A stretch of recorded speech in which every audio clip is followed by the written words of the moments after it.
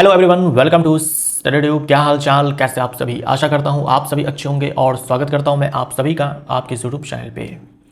तो आज 21 तारीख को भी रेलवे ग्रुप डी का पेपर समाप्त हो चुका है। अब 25 तारीख बचता है जब आपका पेपर है ना। 25 तारीख आखिरी वो दिन है, उसके बाद ग्रुप डी का एग्ज़ाम समाप्त हो जाएगा। तो अब तक जिन्होंने भी एग्ज़ाम दे दिया है, उम्मीद करता हूँ आपका एग्ज़ाम अच्छा गया होगा। और 25 तारीख को जिनका एग्ज़ाम है उन सभी को बहुत बहुत शुभकामनाएं। अब आपके पास मात्र 3 दिन बचे हुए हैं, है ना। 22, 23, 24 बचा हुआ है, तो पढ़ लीजिए जितना आपको पढ़ना है। 25 तारीख को आपका भी पेपर खत्म हो जाएगा और उसी के साथ रेलवे ग्रुप डी का ये एग्ज़ाम जो है पूरा समाप्त हो जाएगा। बढ़ते हैं आगे और करते हैं प्रश्नों को।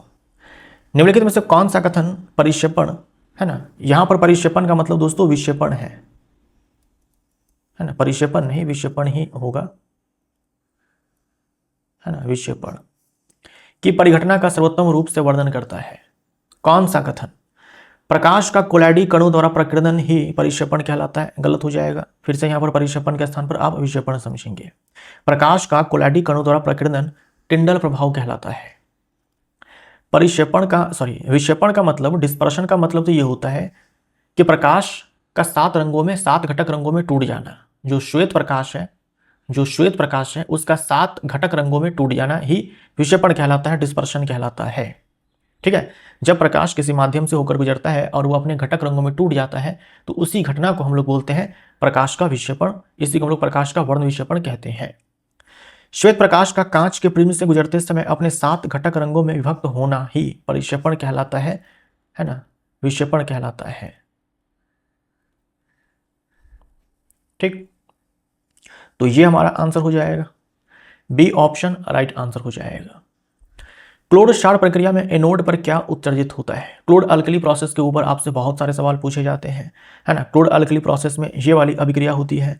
सोडियम क्लोराइड का हमारे पास जलीय विलयन होता है, वहां से विद्युत धारा प्रवाहित करवाते हैं और बनता है सोडियम हाइड्रोक्साइड, क्लोरीन और ये हाइड्रोजन गैस। तो ये जो सोडियम हाइड्रोक्साइड है ये प्रबल क्षार है, जल में घुलनशील है ना। ये जो है सोडियम हाइड्रोक्साइड ये प्रबल क्षारक है और जो क्षारक जल में घुलनशील है उसे क्षार बोल देते हैं। तो सोडियम हाइड्रोक्साइड क्षार भी है और साथ में यहाँ पर क्लोरीन गैस मुक्त होती है। तो इसी दोनों के नाम पर जो है इस प्रोसेस का नाम पड़ा हुआ है क्लोड अल्कली प्रोसेस, क्लोड क्षार प्रक्रिया। क्लोड का मतलब क्लोरीन, क्षार का मतलब सोडियम हाइड्रोक्साइड है।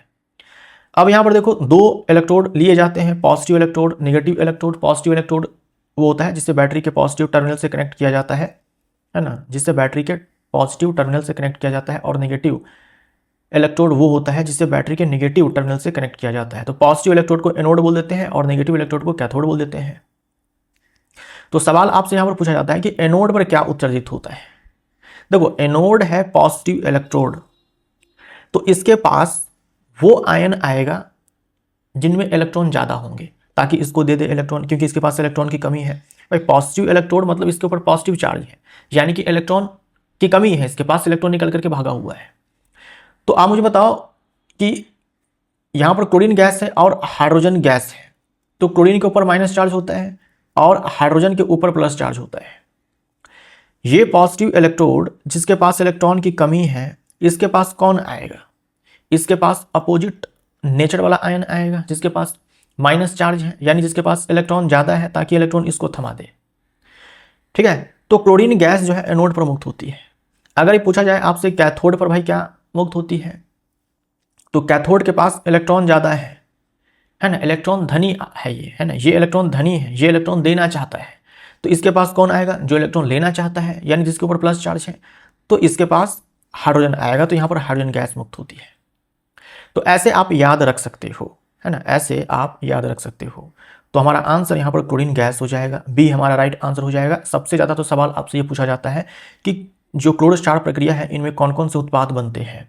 साथ में आपसे ये पूछा जाता है कि ये जो क्लोरीन गैस है कहाँ पर मुक्त होती है, हाइड्रोजन गैस कहाँ पर मुक्त होती है। कैथोड पर ही सोडियम हाइड्रोक्साइड विलयन का निर्माण भी होता है, ये भी आपको याद रखना है। उसके साथ आपसे पूछा जाता है क्लोरीन के उपयोग कौन कौन से हैं, हाइड्रोजन के उपयोग कौन कौन से हैं और सोडियम हाइड्रोक्साइड के उपयोग कौन कौन से हैं। तो बहुत सारे सवाल यहां से बनते हैं और आपके एग्जाम में हर बार पूछा जाता है। यह सवाल भी आपके एग्जाम का पूछा हुआ सवाल है। यदि किसी ध्वनि तरंग की आवृत्ति बढ़ जाती है लेकिन उसकी चाल स्थिर रहती है तो उसकी तरंग दैर्ध्य, इन तीनों में क्या रिलेशन है? आवृत्ति है, चाल है और तरंग दैर्ध्य है, इन तीनों में रिलेशन है v is equal to lambda into में f। कहा जा रहा है कि जो आवृत्ति है ये बढ़ती है, इसके बावजूद भी जो चाल है ये स्थिर रहता है, यानी कि नियत रहता है, कांस्टेंट रहता है। अगर हम इस फॉर्मूले को देखें तो आवृत्ति बढ़ाने से चाल भी बढ़ जानी चाहिए थी, लेकिन आवृत्ति बढ़ाने से क्या हो रहा है कि चाल में कोई फर्क नहीं पड़ रहा है, मतलब इसका मान जो बढ़ रहा है उसको ये जो तरंग दैर्ध्य है इसको ये जो तरंग दैर्ध्य है ये एडजस्ट कर दे रहा है। तो जब इसको बढ़ाया जाएगा तो ये कम हो जाएगा, क्योंकि ये कांस्टेंट है तो लेमडा और एफ में उल्टा संबंध हो जाएगा, अगर एक का मान बढ़ाएंगे तो दूसरे को कम होना पड़ेगा, तभी जाकर के ये कांस्टेंट रह पाएगा, तो घट जाएगी। सी ऑप्शन हमारा राइट आंसर हो जाएगा।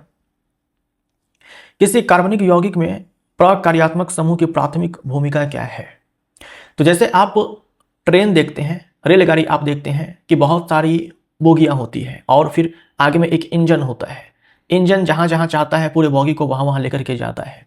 ठीक वैसे ही अगर मान लो कोई कार्बन चैन है, उसमें कोई फंक्शन ग्रुप आकर के जुड़ जाए, तो अब उस पूरे कार्बन चैन में फंक्शन ग्रुप के जुड़ने के कारण उस पूरे यौगिक का जो रासायनिक गुणधर्म होगा अब फंक्शन ग्रुप डिसाइड करेगा, है ना। यानी ऐसा नहीं है कि जो कार्बन चैन है उनके कारण कुछ विशेषता नहीं है, विशेषता है, लेकिन अब कुछ नए विशेषता जो है उसमें जुड़ेंगे इस फंक्शन ग्रुप के कारण।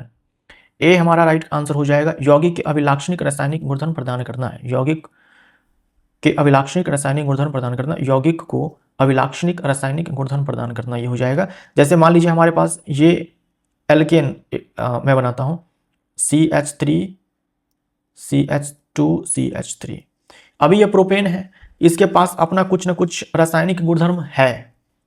अगर मान लीजिए इसमें हम एक फंक्शनल ग्रुप जोड़ देते हैं, ये जो CH3 है यहाँ से एक हाइड्रोजन उड़ाते हैं और यहाँ पर हम OH जोड़ देते हैं। अब ये जो फंक्शनल ग्रुप हम लोगों ने जोड़ा, इससे अब एक नया यौगिक ये बन चुका है और इसमें कुछ अभिलाक्षणिक रासायनिक गुणधर्म आएंगे इस OH के कारण।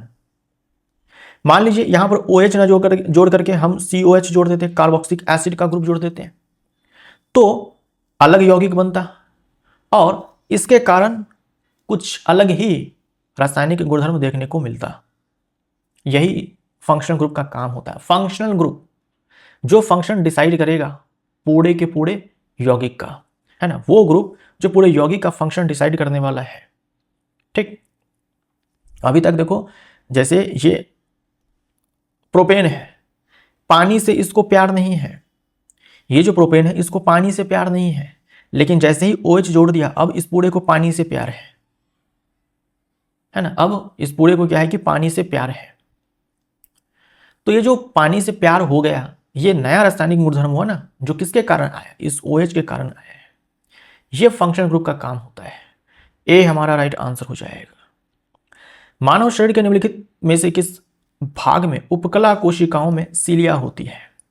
तो हमारे श्वसन पथ में ये जो विंड पाइप होता है, ट्रैकिया होता है, उसमें स्तंभकार उपकला ऊतक पाया जाता है ना। स्तंभकार उपकला ऊतक यानी कि ऐसे लंबी लंबी कोशिकाएं होती है, ये मैंने नाभिक बना दिया, और इन पे बाल जैसी संरचनाएं होती है जो लहराती रहती है, और इसी को हम लोग क्या बोलते हैं, इसी को हम लोग सीलिया बोलते हैं, इसी को हम लोग सीलिया बोलते हैं। ठीक है, ये सीलिया जो है डिम्ब वाहिनी नलिका जो महिलाओं में होता है उसमें भी पाई जाती है, वहां भी ये वाला उपकला पाया जाता है, लेकिन वो आपके एग्जाम में आएगा नहीं, ये आएगा श्वसन पथ में। क्या बोलेंगे हम, श्वसन पथ में, श्वसन पथ में स्तंभकार उपकला, ये भी लिख लो आप, स्तंभकार उपकला, और सीलिया को हम लोग क्या बोलते हैं, पक्षमाभ बोलते हैं। तो पक्षमाभी है ना, पक्षमाभी स्तंभकार उपकला, ciliated columnar epithelium, B option right answer हो जाएगा। निम्नलिखित में से कौन सा कथन पारंपरिक विद्युत धारा की दिशा का सही वर्णन करता है? देखो, विद्युत धारा की दिशा हम कैसे बताते हैं, ये इलेक्ट्रॉन के फ्लो करने का डायरेक्शन है ना। इलेक्ट्रॉन अगर इधर की ओर फ्लो कर रहा है तो धारा जो है इधर की ओर बहेगी। एक तो ये आपको ध्यान में रखना है। दूसरा आपको ध्यान में रखना है कि ये सेल है, सेल का ये पॉजिटिव टर्मिनल और ये नेगेटिव टर्मिनल। धारा यानी कि जो बड़ा वाला प्लेट है वो धनात्मक टर्मिनल है, जो छोटा प्लेट है वो ऋणात्मक टर्मिनल है। धारा जो है हमेशा बड़ा वाला प्लेट से निकलती है ना, ये पॉजिटिव टर्मिनल से। ये आपको ध्यान में रखना है। हम इसको ऐसे बोल सकते हैं कि धारा जो है हाई पोटेंशियल से लो पोटेंशियल की तरफ, उच्च विभव से निम्न विभव की ओर बहती है। तो यहाँ पर हमारा हाई पोटेंशियल होगा और यहाँ पर हमारा लो पोटेंशियल होगा। तो ये सारी बातें आपको ध्यान में रखनी है। सेल के धनात्मक टर्मिनल से ऋणात्मक टर्मिनल तक सारे सवाल जो है आपके एग्जाम के पूछे हुए सवाल हैं। आप में से बहुत सारे लोग ये बोलते हैं कि ऐसा सवाल नहीं आता है, इतना आसान सवाल नहीं आता है, जबकि सारे के सारे सवाल जो करवाए जा रहे हैं वो आपके रेलवे ग्रुप डी 2025 के पूछे हुए सवाल हैं।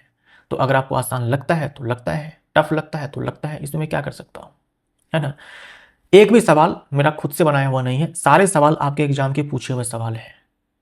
अगर सारे सवाल आपको आसान लगते हैं तो बहुत ही बढ़िया बात है, आपकी तैयारी अच्छी है। और ऐसे ही सवाल जो है आपके एग्जाम में पूछे जाते हैं। ऐसा नहीं है कि बहुत हार्ड सवाल पूछे जाते हैं। एक आध हार्ड सवाल पूछ दिए जाएंगे तो पूछ दिए जाएंगे, वरना जो है इजी टू मॉडरेट पेपर ही आपका रहता है। डी, और इस बार भी इसी तरह के सवाल पूछे गए हैं। D option right answer. एक धागे से बंधे और वृत्तीय पथ पर घूमते हुए पत्थर पर क्या प्रभाव पड़ता है जब धागे को अचानक छोड़ दिया जाता है। मान लो कि यहां पर आपने रस्सी को पकड़ रखा है और यहां पर एक पत्थर को बांध रखा है और आप ऐसे घुमा रहे हैं, है ना। रस्सी में अपना कुछ तनाव है। तो हम लोगों ने कई बार चर्चा किया हुआ है कि अगर मान लो वृत्तीय पथ पर गति हो रही है, यानी कि वृत्तीय गति हो रही है, तो जो वेग की दिशा है हर बिंदु पर बदलती जाती है, हर बिंदु पर बदलती जाती है, हर बिंदु पर बदलती जाती है।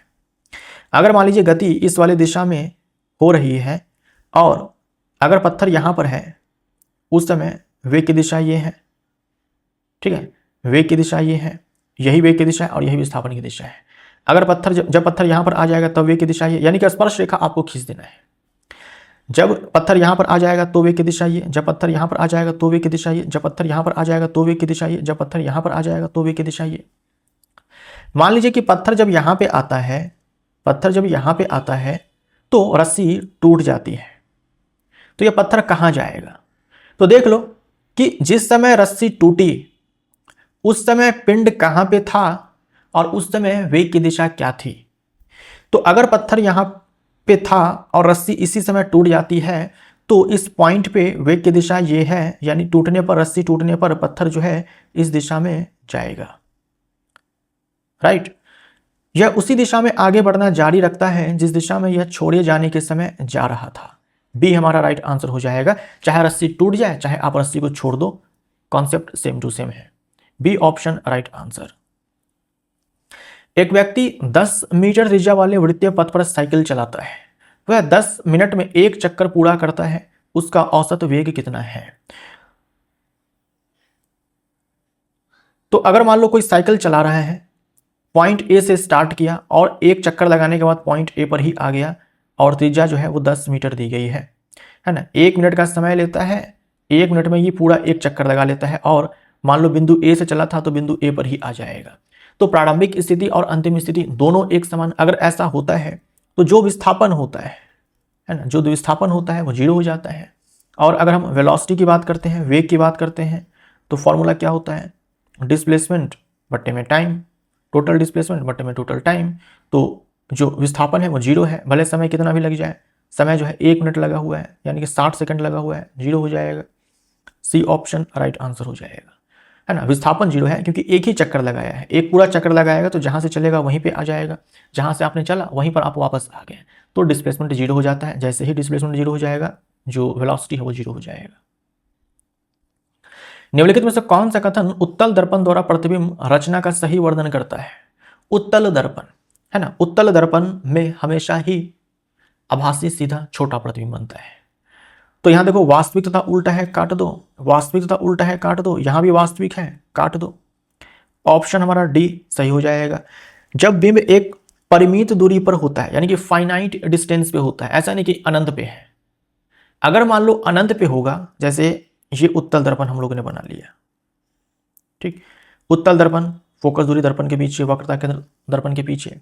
अगर मान लीजिए वस्तु अनंत पर है तब तो प्रतिबिंब यहां पर बनेगा, मुख्य फोकस पर, बिंदु के आकार का। अगर अनंत और इस ध्रुव के बीच में कहीं पर भी आप डाल दो तो वो फाइनाइट डिस्टेंस पे कहा जाएगा, कहीं पर भी आप डाल दो। वैसे केस में जो इमेज है हमेशा ही इस ध्रुव और मुख्य फोकस के बीच में बने, कहीं पर डाल दो, यहाँ यहाँ यहाँ यहाँ यहाँ यहाँ कहीं डाल दो, मुख्य फोकस के भीतर बनेगा, पोल और मुख्य फोकस के बीच में। अनंत पर डालोगे, इनफाइनाइट डिस्टेंस पर डालोगे तो मुख्य फोकस पर बनेगा, ठीक। और उत्तल दर्पण में जो इसका आवर्धन होता है वो 0 से 1 के बीच में होता है, यानी प्रतिबिंब जो है सीधा होगा, आभासी होगा, छोटा होगा। उस तत्व का परमाणु क्रमांक कितना है जिसमें 17 इलेक्ट्रॉन और 18 न्यूट्रॉन है? तो परमाणु उदासीन होते हैं, परमाणु इलेक्ट्रिकली न्यूट्रल होते हैं, जो परमाणु होते हैं वो उदासीन होते हैं,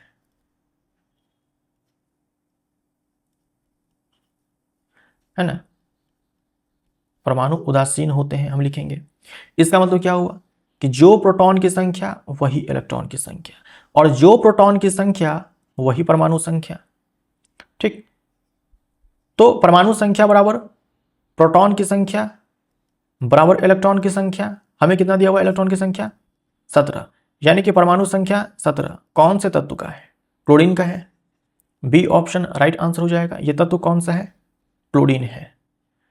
बी ऑप्शन राइट आंसर। जब 112 gram sodium hydroxide 44 gram carbon dioxide के साथ अभिक्रिया करता है, जिसके परिणाम स्वरूप 18 ग्राम जल प्राप्त होता है, तो कितने ग्राम सोडियम कार्बोनेट उत्पन्न होता है? देखो, सोडियम हाइड्रोक्साइड है, इसकी अभिक्रिया कार्बन डाइऑक्साइड से कराई जा रही है। क्या बनेगा? उत्पाद क्या बनेगा? देखो, ये क्षार है, ये क्या है? अधातु का ऑक्साइड है, अम्लीय होता है। तो एक तरह से अम्ल और क्षार के बीच में अभिक्रिया जो करवाते हैं, उदासीनीकरण अभिक्रिया, वही वाली अभिक्रिया यहां पर होगी, तो लवण बनेगा, है ना। लवण बनेगा सोडियम कार्बोनेट Na2CO3 प्लस जल बन जाएगा, जल बन जाएगा, है ना। ये उदासीनीकरण अभिक्रिया ही है। ये क्षार है, ये अधातु का ऑक्साइड है, अ से अधातु, अ से अम्लीय। अधातु का ऑक्साइड अम्लीय होता है, अधातु का ऑक्साइड अम्लीय होता है, तो अम्लीय ऑक्साइड और क्षार के बीच में अभिक्रिया होगी तो लवण और जल बनेगा। सवाल में कहा जा रहा है कि देखो, ये 112 ग्राम लिया गया था और ये लिया गया था 44 ग्राम, तो जल बना 18 ग्राम। ये बताओ कितना बनेगा, ये आपसे पूछा गया है। तो जो द्रव्यमान संरक्षण का नियम है वो लगाना है, जो हमें कहता है कि कुल अभिकारकों का जो द्रव्यमान होता है वो बराबर होता है कुल उत्पादों के द्रव्यमान के, है ना। अभिकारकों का कुल द्रव्यमान बराबर उत्पादों का कुल द्रव्यमान, ये है द्रव्यमान संरक्षण का नियम। तो अभिकारक ये दोनों है, इन दोनों का कुल द्रव्यमान कितना आ जाएगा? 112 प्लस 44। ये दोनों उत्पाद है, इन दोनों का कुल द्रव्यमान कितना आ जाएगा? मान लो कि x ग्राम बना है तो x प्लस 18 हो जाएगा, है ना। सॉल्व करेंगे तो 138 ग्राम आएगा। डी ऑप्शन राइट आंसर हो जाएगा। निम्नलिखित सहसंयोजक यौगिकों में से किसमें साझा इलेक्ट्रॉन युग्मों की संख्या सबसे कम है? यानी शेयर्ड जो पेयर ऑफ इलेक्ट्रॉन्स हैं उसकी संख्या सबसे कम है। ऑक्सीजन मॉलिक्यूल में ऑक्सीजन ऑक्सीजन के बीच में डबल बॉन्ड होता है, ठीक। अब देखो, ये जो बॉन्ड है ऊपर में एक, इसमें 2 इलेक्ट्रॉन साझे में है, और ये जो नीचे है इसमें भी 2 इलेक्ट्रॉन साझे में है। टोटल इलेक्ट्रॉन साझे में कितने हैं? 4, यानी कि 2 पेयर। तो डबल बॉन्ड में 2 पेयर इलेक्ट्रॉन जो है, 2 पेयर यानी कि 4 इलेक्ट्रॉन साझे में होते हैं। ट्रिपल बॉन्ड में, जैसे कि नाइट्रोजन में ट्रिपल बॉन्ड होता है, N2 में ट्रिपल बॉन्ड होता है नाइट्रोजन के बीच में, तो यहां पर एक पेयर, इस वाले में एक पेयर, इस वाले में एक पेयर, तो इसमें 3 पेयर्स, यानी टोटल 6 इलेक्ट्रॉन। यहां पर टोटल 4 इलेक्ट्रॉन। CH4 में आ जाओ, एक सिंगल बॉन्ड में एक पेयर इलेक्ट्रॉन, यानी कि 2 इलेक्ट्रॉन साझे में जाता है। यहां देखो 4 सिंगल बॉन्ड है ना, तो एक पेयर इसमें, एक पेयर इसमें, एक पेयर इसमें, एक पेयर इसमें, टोटल 4 पेयर्स, यानी कि 8 इलेक्ट्रॉन।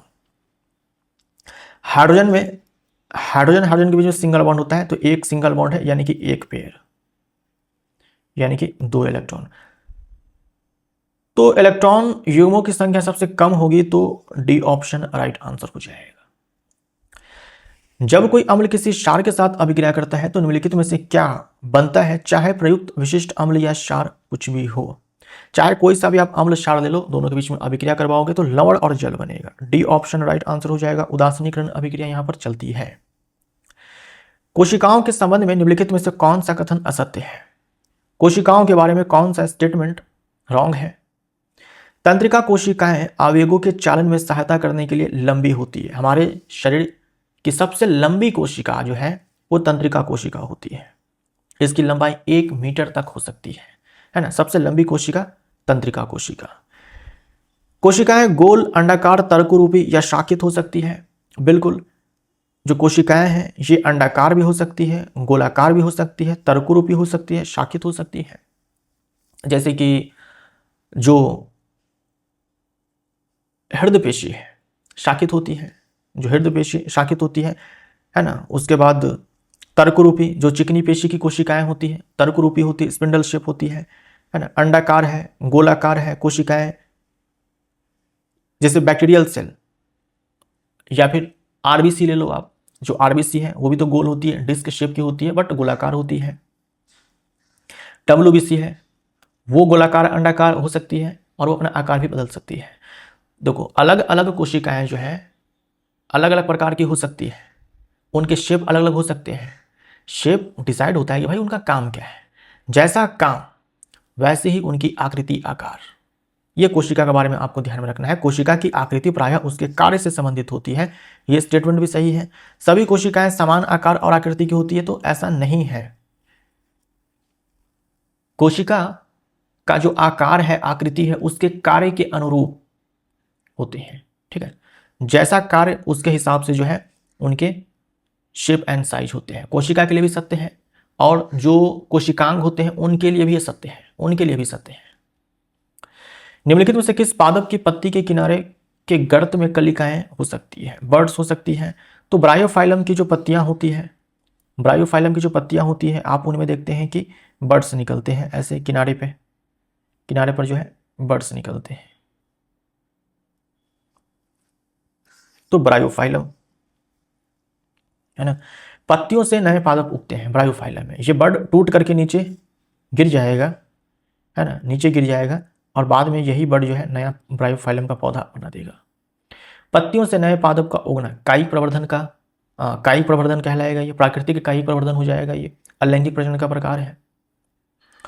प्रिज्म के माध्यम से सूर्य के प्रकाश के प्रकीर्णन से बने स्पेक्ट्रम में कौन सा रंग सबसे अधिक विचलित होता है? प्रिज्म के माध्यम से सूर्य के प्रकाश के प्रकीर्णन से बने स्पेक्ट्रम में कौन सा रंग सबसे अधिक विचलित होता है? प्रकीर्णन नहीं होगा, यहाँ पर प्रकीर्णन नहीं होगा। प्रिज्म के माध्यम से सूर्य के प्रकाश के विक्षेपण से, है ना, क्योंकि विक्षेपण होगा तब जाकर के स्पेक्ट्रम मिलेगा ना। स्पेक्ट्रम यानी कि 7 रंगों की पट्टी जो होती है ना, 7 रंग की पट्टी, 7 अलग अलग रंग की पट्टी, 7 अलग अलग रंग जो श्वेत प्रकाश में होते हैं। ये नहीं लिखेंगे, क्या लिखेंगे? विक्षेपण लिखेंगे, है ना, डिस्पर्शन। तो प्रिज्म के माध्यम से सूर्य के प्रकाश के विक्षेपण से बने स्पेक्ट्रम में कौन सा रंग सबसे अधिक विचलित होता है? तो इसके लिए आपके पास रिलेशन है, ये देख लो। ये डेल्टा आपको बताएगा कि कौन ज्यादा विचलित होगा, कौन कम विचलित होगा, और ये है वेवलेंथ। लेकिन वेवलेंथ का ऑर्डर भी आपको ध्यान में रखना होगा। ये हमारा 7 रंग वीबी की ओर जब हम ऐसे जाते हैं तो वेवलेंथ जो है इंक्रीज होता है, तो जो डेविएशन है वो डिक्रीज हो जाएगा। तो सबसे अधिक विचलित कौन होगा? सबसे कम विचलित तो दिख रहा है कि लाल रंग, और सबसे अधिक ये वायलेट बैंगनी। बी हमारा राइट आंसर हो जाएगा। मानव शरीर में अस्थि की तुलना में उपास्थि को अधिक लचीला क्यों बनाता है? अस्थि और उपास्थि दोनों के दोनों संयोजी ऊतक हैं, दोनों हार्ड होते हैं, लेकिन अस्थि ज्यादा हार्ड है उपास्थि की तुलना में। उपास्थि तो फिर भी लचीला होता है, लेकिन अस्थि जो है ज्यादा हार्ड है। कारण क्या है? संयोजी ऊतक में हम जानते हैं कि मैट्रिक्स होता है और उसमें कोशिकाएं धसी होती है या सस्पेंडेड होती है। अब अस्थि की जो मैट्रिक्स होती है कैल्शियम फॉस्फेट की बनी होती है, अकार्बनिक पदार्थ की बनी होती है, जिसके कारण मैट्रिक्स हार्ड हो जाता है और उसी कारण अस्थि जो है वो हार्ड है। अगर हम उपास्थि की बात करते हैं तो ये मेनली प्रोटीन से बना होता है, कार्बनिक पदार्थ से बना होता है ना। प्रोटीन युक्त मैट्रिक्स होता है। मैट्रिक्स दोनों के हार्ड सॉलिड ही है, इनके भी ठोस है, इनके भी ठोस है, लेकिन जो इसका मैट्रिक्स है उपास्थि का वो प्रोटीन से बना हुआ है, जबकि जो अस्थि का मैट्रिक्स होता है वो अकार्बनिक पदार्थ कैल्शियम फॉस्फेट से बना होता है, प्रोटीन तो कार्बनिक पदार्थ होता है। तो सी ऑप्शन राइट आंसर हो जाएगा।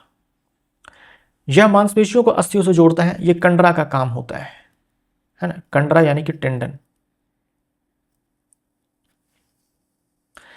मुंह में पीएच मान डैश से कम होने पर कैल्शियम हाइड्रोक्सी एपिटाइट से बने दंत वल्क यानी कि टूथ एनामेल का क्षय शुरू हो जाता है। तो कैल्शियम हाइड्रोक्सी एपेटाइट से जो एनामेल है ये बना होता है, ये हमारे शरीर का सबसे कठोर भाग होता है। अगर हमारे मुंह का पीएच 5.5 से नीचे गिर जाता है, 5.5 से नीचे गिर जाता है, तो जो ये दंत वल्क है इसका डिके स्टार्ट हो जाता है, धीरे धीरे ये इसका क्षय होने लगेगा, है ना। ये जो कैल्शियम हाइड्रोक्सी एपेटाइट है ये झड़ने लगेगा, दांत जो है कमजोर होने लगेगा। एक कार सीधी सड़क पर एक समान चाल से चल रही है, इसका दूरी समय ग्राफ डैश है। देखो दूरी समय ग्राफ, इस पर दूरी है और एक्स एक्सिस पर समय है। दूरी समय ग्राफ का ढलान क्या देता है? दूरी समय ग्राफ का जो ढलान है उससे हमें चाल मिल जाती है। सवाल में कहा जा रहा है देखो एक समान चाल है, अगर चाल एक समान है यानी कि ढलान एक समान है। ढलान एक समान है, ढलान अगर एक समान है यानी कि जो ग्राफ है वो स्ट्रेट लाइन है। ढलान का मतलब क्या? समय अक्ष के साथ जो tan थीटा बन रहा है वो चेंज नहीं होगा, यानी कि जो एंगल है वो चेंज नहीं होगा। तो ढलान एक समान यानी कि ग्राफ स्ट्रेट लाइन है, ना कि कर्व लाइन है। तो कर्व वाले को काट दो, कर्व वाले को काट दो। अब एक बार तो आपसे कहा जा रहा है कि समय अक्ष के समानांतर एक सीधी रेखा, यानी सीधी रेखा है लेकिन वो समय अक्ष के समानांतर है। अगर मान लो ये सीन है, इसका मतलब क्या हुआ? देखो कि दूरी जो है वो बदल नहीं रही है। दूरी समय आप बढ़ाओ, समय में आप आगे चलते चले जाएं, समय में आप आगे चलते चले जाएं, लेकिन दूरी जो है वो अटक गई है एक बिंदु पे। ये चीज तो नहीं हो सकता है। अगर आप चल रहे हैं तो दूरी लगातार बढ़नी चाहिए, दूरी लगातार बढ़नी चाहिए, दूरी अटकी नहीं। ये अटकने वाली तब है जब आप चलेंगे ही नहीं, विराम अवस्था में होंगे। तो ये विराम अवस्था को दर्शाता है, तो ये हमारा आंसर नहीं होगा, है ना, ये हमारा आंसर नहीं होगा। ठीक, यानी कि ये आंसर समय अक्ष की ओर आनत एक सीधी रेखा। अब हो सकता है कि भाई ये ग्राफ मिल जाए, ये ग्राफ मिल जाए, स्ट्रेट लाइन है और जो tan थीटा है वो फिक्स है, यानी कि ढलान जो है फिक्स है।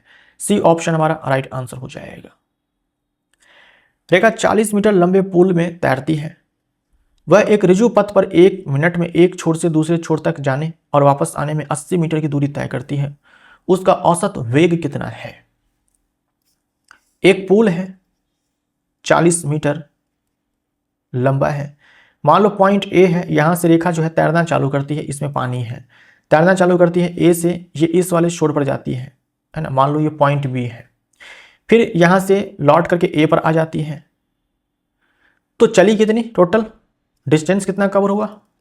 तो 40 जाने में और 40 लौट आने में 80 मीटर, यही चीज आपसे कहा गया है।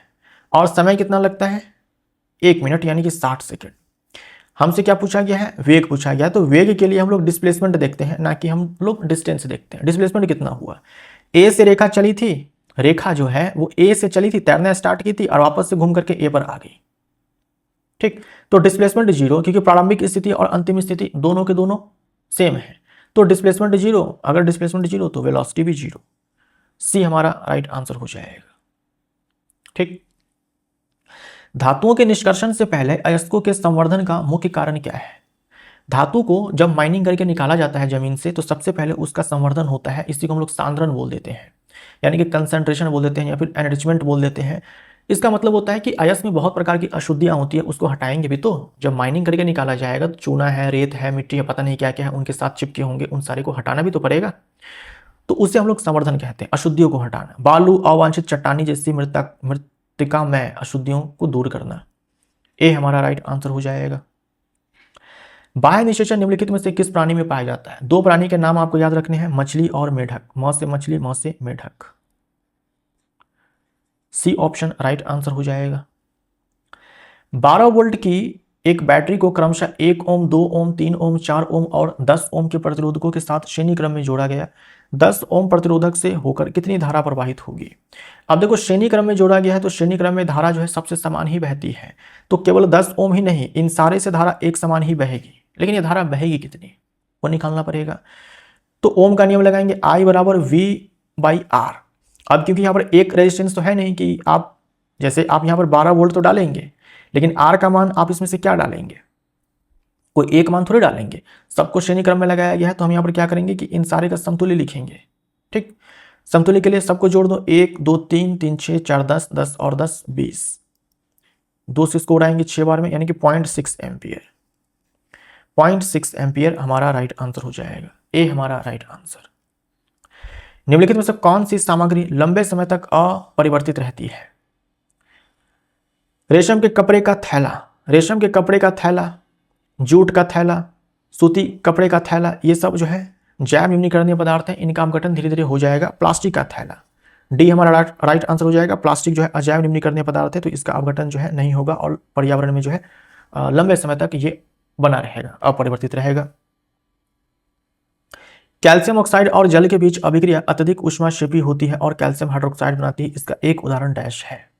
कैल्शियम ऑक्साइड यानी कि चूना मार्केट से आप खरीद कर लाएंगे। अब दिवाली का समय आ गया है, घरों में जो है पुताई का काम चलेगा, तो मार्केट से आप चूना खरीद कर लाएंगे, फिर आप एक बर्तन लेंगे, उसमें चूना डालेंगे, पानी डालेंगे, आप देखेंगे कि बर्तन गर्म हो गया है ना, बर्तन गर्म हो गया और बुलबुले भी आ रहे हैं।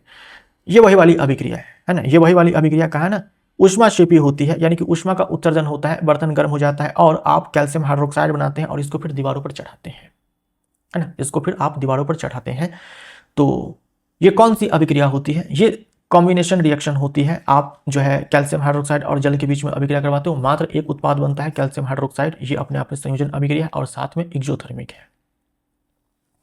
इसे आप दीवारों पर चढ़ाते हैं, इसे आप दीवारों पर चढ़ाते हैं, यानी दीवारों पर इसी से पुताई आप करते हैं, इसके विलयन से धीरे धीरे क्या होता है कि वायु में जो कार्बन डाइऑक्साइड गैस है उसके साथ अभिक्रिया होती है।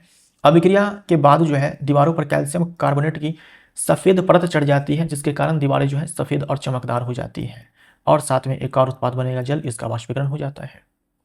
ठीक, निम्नलिखित में से कौन सा विकल्प मेंडल के प्रयोग में F1 पीढ़ी में अप्रभावी लक्षणों की अनुपस्थिति और F2 पीढ़ी में उनकी पुनः उपस्थिति की व्याख्या करता है? तो अगर आपको याद होगा, मेंडल साहब ने क्या किया था कि एक शुद्ध रूप से लंबा पौधा और एक शुद्ध रूप से बौना पौधा लिया था, उनके बीच में उन्होंने क्रॉस करवाया, प्रजनन करवाया। F1 पीढ़ी में सारे के सारे लंबे थे, देख लेते हैं फिर से। मेंडल साहब ने शुद्ध रूप से लंबा पौधा लिया, यानी कि जीनोटाइप कैपिटल टी, और बौना पौधा लिया जीनोटाइप स्मॉल टी, कराया इनके बीच में परपरागन। F1 पीढ़ी में सारे के सारे पौधे जो है वो लंबे मिले, लेकिन genotype capital T small T वाला था।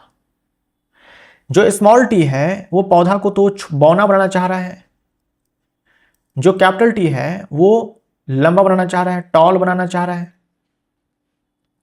F1 पीढ़ी के सारे जो पौधे थे वो लंबे थे, सारे के सारे पौधे जो थे वो लंबे थे, लेकिन जीनोटाइप इनका ये था। ठीक, लेकिन जब F2 पीढ़ी के जब संतति उत्पन्न हुए तो उनको देखने को ये मिला कि यार 3 पौधे तो लंबे हैं जबकि एक बौना है, टॉल टॉल टॉल और ये रहा ड्वार्फ। मेंडल साहब को ये समझ में आया कि हमें ऐसा लग रहा था कि F1 पीढ़ी में सारे के सारे लंबे पौधे आए हैं, यानी बौना बनाने वाला जो जीन है वो नष्ट हो चुका है।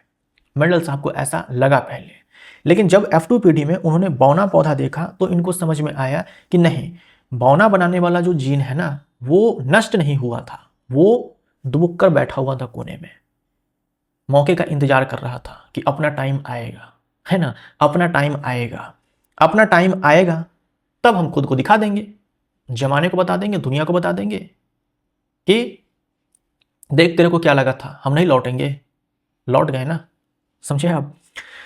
तो F2 पीढ़ी में जाकर के ये बौना पौधा भी नजर आया, तो मेंडल साहब को समझ में आया कि यार F1 पीढ़ी में जो हमें लग रहा था कि बौना वाला जीन नष्ट हो चुका है, ये नष्ट नहीं होता है, बस खुद को एक्सप्रेस नहीं कर पाता है। F2 पीढ़ी में चांस मिलता है और खुद को एक्सप्रेस कर देता है। ठीक, तो अगर मान लो F2 पीढ़ी के संतति मेंडल साहब उत्पन्न नहीं करवाए होते, F2 पीढ़ी तक वो नहीं जाते, तब दुनिया में यही कॉन्सेप्ट बना हुआ रहता कि जो बौनेपन का जीन होता है वो F1 पीढ़ी में नष्ट हो जाता है। लेकिन वो F2 पीढ़ी के संतति भी उत्पन्न करवाते हैं, तो पता चलता है कि नहीं, नष्ट नहीं होता है जीन नष्ट नहीं होता है, जीन जो है एक पीढ़ी से दूसरी पीढ़ी में जाता है। हाँ, ये अलग बात है कि वो खुद को एक्सप्रेस कर पाएगा या नहीं कर पाएगा। ठीक, तो अप्रभावी एलील F1 में छिपे रहते हैं, लेकिन पृथक्करण के कारण F2 पीढ़ी में पुनः प्रकट हो जाते हैं। बी ऑप्शन राइट आंसर हो जाएगा। रक्त का कौन सा घटक मुख्य रूप से भोजन, कार्बन डाइऑक्साइड, नाइट्रोजन युक्त अपशिष्टों के परिवहन के लिए उत्तरदायी है? साथ में जो कार्बन डाइऑक्साइड गैस है, श्वसन गैस, उसके बाद जो हार्मोन है, इन सारे का ट्रांसपोर्टेशन होता है। तो रक्त का काम होता है परिवहन करना, और अधिकांश पदार्थ अगर हम ऑक्सीजन को छोड़ देते हैं तो लगभग सारे ही पदार्थ जो है वो रक्त के माध्यम से परिवहन किए जाते हैं। और रक्त में किसके द्वारा? भाई जो तरल माध्यम होगा उसी के द्वारा परिवहन होगा। अगर फ्लो करने की हम बात करते हैं तो रक्त में कौन है जो फ्लो करता है? प्लाज्मा है। प्लाज्मा में ही पानी होता है, वही फ्लो करता है, और उसी में अधिकांश पदार्थ जो है वो घुल करके जाते हैं, है ना। कार्बन डाइऑक्साइड है, भोजन है, नाइट्रोजन युक्त पदार्थ है, उसके बाद हार्मोन है। बस हीमोग्लोबिन की अगर हम बात करते हैं, सॉरी ऑक्सीजन की बात करते हैं, तो वो हीमोग्लोबिन जो कि आरबीसी में है उसके साथ ट्रांसपोर्ट किया जाता है। लेकिन ये भी जो है प्लाज्मा में ही सस्पेंडेड होता है, प्लाज्मा फ्लो करता है, उसके साथ ही हीमोग्लोबिन फ्लो करता है। लेकिन एक्चुअल में हीमोग्लोबिन के साथ बाइंड होकर के ऑक्सीजन गैस जो है ट्रांसपोर्ट होती है। तो बी ऑप्शन हमारा राइट आंसर हो जाएगा। कैल्शियम हाइड्रोक्साइड वायु में उपस्थित कार्बन डाइऑक्साइड के साथ धीमी गति से अभिक्रिया करके निम्नलिखित में से किस पदार्थ की एक पतली परत बनाता है जिसका उपयोग सफेदी करने के लिए किया जा सकता है? अभी जस्ट हम लोगों ने देखा था कि मार्केट से आप चूना खरीद कर लाएंगे, पानी मिलाएंगे, कैल्शियम हाइड्रोक्साइड बनेगा। फिर कैल्शियम हाइड्रोक्साइड को आप दीवारों पर, कैल्शियम हाइड्रोक्साइड के घोल से आप दीवारों की पुताई कर देंगे। धीरे धीरे वायु में जो कार्बन डाइऑक्साइड है उसके साथ अभिक्रिया होती है और बन जाता है कैल्शियम कार्बोनेट की एक पतली सी परत दीवार पर, है ना। और इसके कारण दीवार जो है वो सफ़ेद हो जाती है, चमकदार हो जाती है। ठीक, तो कैल्शियम कार्बोनेट, चूना पत्थर बोलते हैं, चौक बोलते हैं, संगमरमर बोलते हैं इसको, है ना। जो नारियल का आप छिलका देखते हैं वो भी कैल्शियम कार्बोनेट से ही बना होता है। प्रतिरोध R वाले एक चालक तार के दोनों सिरों पर 6 वोल्ट का विभवांतर प्रयुक्त किया जाता है। यदि तार से प्रवाहित धारा 2 एम्पियर तो R का मान कितना होगा? R is equal to V by I होता है। प्रतिरोध R वाले एक चालक तार के दोनों सिरों पर 6 वोल्ट विभवांतर है, ठीक है, और धारा जो है 2 एम्पियर बह रही है, तो प्रतिरोध जो है वो 3 ओम होगा। C option right answer. 0.1 metre square क्षेत्रफल वाले एक पृष्ठ पर लंबवत 50 न्यूटन का बल कार्य करता है। पृष्ठ पर लगने वाले प्रणोद और दाब के मान क्या है? देखो एरिया जो है, ये जो एरिया है ये है 0.1 मीटर स्क्वायर, और इस पर फोर्स लग रहा है ना, इस पूरे एरिया पर फोर्स लग रहा है, 50 न्यूटन का फोर्स लग रहा है, और बोल रखा है कि लंबवत लग रहा है। तो जो लंबवत बल लगता है, जो लंबवत बल लगता है उसी को हम लोग प्रणोद बोल देते हैं, उसी को प्रणोद बोलते हैं। और रही बात दाब की, तो जो प्रणोद होता है इसमें आप भाग लगा दो क्षेत्रफल से, है ना। प्रणोद यानी कि थ्रस्ट, थ्रस्ट अपॉन एरिया। प्रणोद कितना है? प्रणोद जो लंबवत बल है वही प्रणोद है, 50 हो जाएगा, और क्षेत्रफल कितना है? 0.1 है, 0.1 है तो 500 पास्कल हो जाएगा। ठीक, तो प्रणोद हो जाएगा 50 न्यूटन और दाब हो जाएगा 500 पास्कल। 50 न्यूटन प्रणोद और दाब 500 pascal. B option right answer हो जाएगा। तो इसी के साथ ये सेट नंबर 13 यहीं पर समाप्त होता है। मिलते हैं अगले वीडियो में। Thank you so much.